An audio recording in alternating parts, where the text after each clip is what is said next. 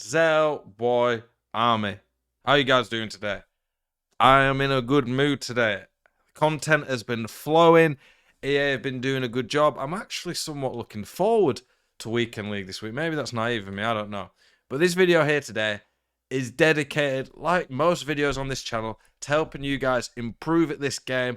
And it's Team of the Season. The rewards are lit. I'm here to help you. Zelonius wants to get you guys better at FIFA. In this video, I'm going to be looking at the reasons you guys keep losing in Weekend League. Might be just losing in FIFA in general, but this video is going to be dedicated to that. There's going to be some stuff built around your team. There's going to be stuff built around actual gameplay issues. I'm going to have clips showing that. And just general things that if you can start changing these, they're going to help take your game to the next level and make you a better player. Ultimately, you're probably here because you want to improve at the game. This is the channel to be. If you like that type of content, want the best place to learn and get better at FIFA, subscribe to my YouTube channel, Zelonius, and then have a look in the link in the description below. Gamers Class, team that I represent. You can see just below me here, Gamers Class. Have masterclasses, all sorts of stuff on there. More access to me, Jambu, place to improve at FIFA. Get involved, link in the description. Let's get into this video. So, this is my team at the moment. I'm going to show you my team. You can see in this team I've got 3 SBCs. And Babu, Tapsoba, Lazaro. They all have something in common. They're all very good. They're all pretty cheap for what they are. Then I've got Ozil. Ozil was very cheap and he's still a very good sub. Rooney, very cheap and a very good sub. And he's played a lot of games for me, 185. Ozil's played 51, which isn't a lot. But he got me a top 100 in a Weekend League and he was cheap. And it's more because I've not been playing the game loads. Vidal, didn't play loads. Probably a bit of a waste of coins for me. Very good card still. Definitely was a very good card. Probably one of the SBCs that I regret a little bit more. What else is there? The Vardy's from the guaranteed SBC. I think it's May, so I think you can risk those a bit more. You'll see the point I'm getting to. You can see my team. I've hardly got any SBC players in here. And that comes to my point.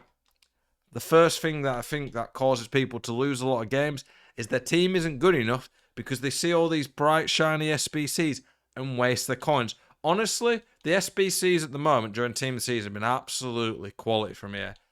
EA have done a brilliant job, and there's a lot of very good SBCs that have come out so far in the last few weeks. But then we get to SBCs like the 91 plus Prime Icon upgrade. Douglas Costa's quite expensive. Pepe, Keylor Navas, Haaland, Fernando. There's a lot of... Fernando got a Player of the Month. CDM, fair play to him. There's a lot of awful SBCs here. Never mind when we look at some of the Icon ones, which are just an absolute rip-off. And so many people lose a lot of games in Weekend League because their team falls behind because they just waste coins on stupid stuff that they don't need to. Your team makes a big difference on FIFA. I wish it didn't make as big a difference. Ultimately, the most important thing is who's controlling them. If you put me in the hands of a 100k team and put a gold 3 player in the hands of a 10 mil team, I'll beat him. But if you put a gold 1 player with a 20 mil team, that's really good, against an elite 3 player of 100k team, because he's wasted all his coins on SBCs, the gold 1 player is probably more likely to win. Team makes a big difference, and getting the most out of your ultimate team will do that. Avoid doing stupid SBCs. My criteria for SBCs, they have to be really good, suit your team, unless they're just ridiculous value, which is rare, and they're really good, then you don't really want to change your team too much for them.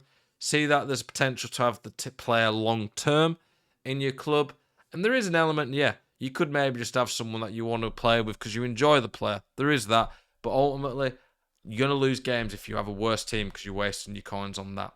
So that's the first tip. The second one I've got is be adaptable. So here, I've got a variety of different tactics. Yes, I've got the 5-3-2 3 times, but I do have a 4-4-2 and a 4-3-1-2, a 3-5-2 that I can switch to quickly in game. Not here, but I can change it in game if the 5-3-2 is just not working. I've got more aggressive versions of the tactic. I've got an ultra defensive one I can switch to. I've got subs, all sorts of different ways that I can change a game. If I'm struggling against someone and it's just not working, I have a game plan and ways that I know how I can change what I'm doing to try to counter my opponent or just change something up to get it working. Knowing how to do this, Having all these in your locker can make a huge difference, and not enough people do it. Don't waste your coins on stupid SBCs. Be adaptable, have a game plan, have good subs. This is going to make a big difference in improving. Let's get into some gameplay clips now.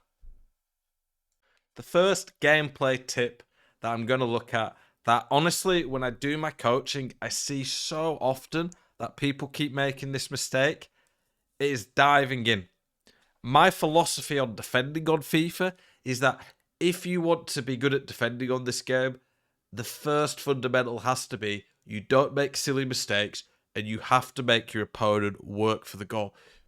You often hear managers in real football and FIFA aren't always that relatable, but there are some elements where you can relate. And one of the elements that I always see managers say a lot of time is that when they're really annoyed at the team, is that we just gave the goals away today, or we didn't make our opponents work for it. Honestly, on FIFA, it is very, very rare that you will concede a goal because your opponent just did something that good it was unstoppable. That doesn't happen often. Most goals I see, and score myself probably, because people just dive in like an idiot and make a stupid mistake.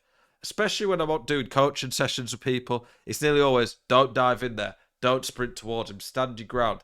If you're ever interested in one-on-one coaching, me looking at your specific gameplay, going on a Discord call with you and trying to help you guys get better at the game, I do offer coaching. You can message me on Twitter if you're more interested, if you've got some questions about, or if you just want to go ahead and book, there's a link in my description below where you can book on the Gamers Class website with me or one of the other Gamers Class coaches.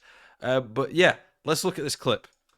So here, in this position, there is not really much danger, but watch what I do.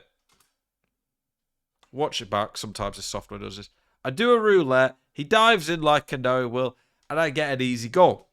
In this position now, what he should do is press L1 because it will switch to, I think it's Rio, and then hold jockey and stand his stand his ground here.